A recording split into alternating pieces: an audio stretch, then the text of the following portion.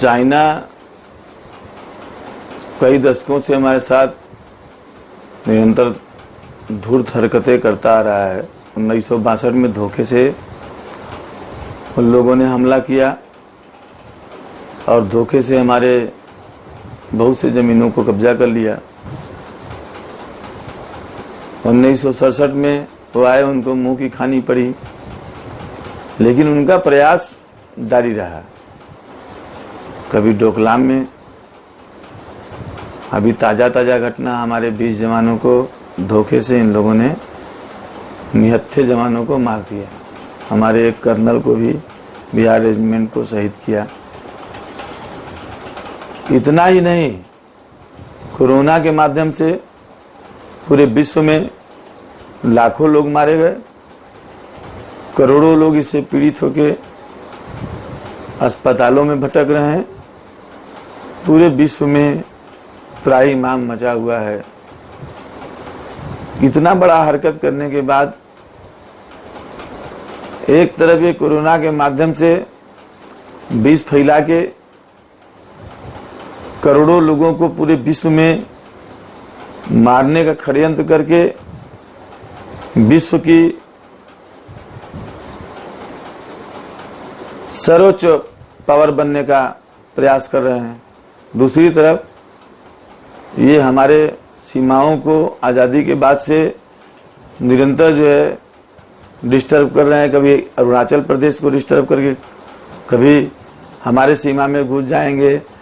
200 kilometre, 50 kilometre, 100 kilometre ये निरंतर करते आ रहे हैं। और ये ताज़ा जो हमला हुआ है, इससे पूरा देश आक्रोशित है।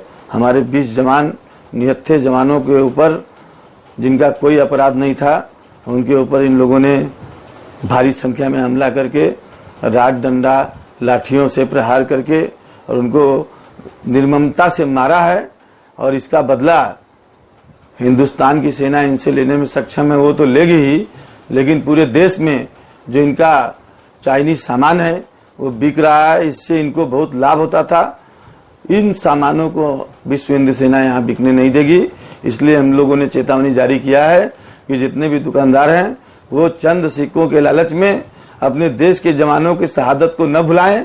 तत्काल उन सामग्रियों को अपने यहाँ से हटा दें, अन्यथा इसके गंभीर परिणाम होंगे। इसलिए पोस्टर जारी हुआ है। और मैं बता देता हूँ चाइना के राष्ट्रपति शी जिनपिंग को कि वो अब ये समझ लें कि ये नेहरू का देश नहीं है, ये उनका शासन नहीं है। ये आधुनिक भारत है, 2020 का भारत है। और इसके प्रधानमंत्री नरेंद्र मोदी जी हैं और राष्ट्रपति भी हमारे बहुत मजबूत हैं और हमारे रक्षा मंत्री भी बहुत मजबूत हैं और हमारे विदेश मंत्री भी बहुत मजबूत हैं। और इस समय हमारा 1 इंच जमीन लेना तो छोड़ दो, तुमने जो हमारे 20 जवानों को शहीद किया है इसका भी हिसाब होगा। जैसा कि हमारे प्रधानमंत्री जी ने कहा है, हम पूरे देशवासियों को विश्वास है, लेकिन हमारे प्रधानमंत्री जी बदला लेंगे, हमारी देश की सेना बदला लेगी, ये उनका कर्तव्य है।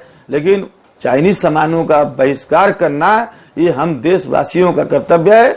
इसलिए पोस्टर जारी हुआ है।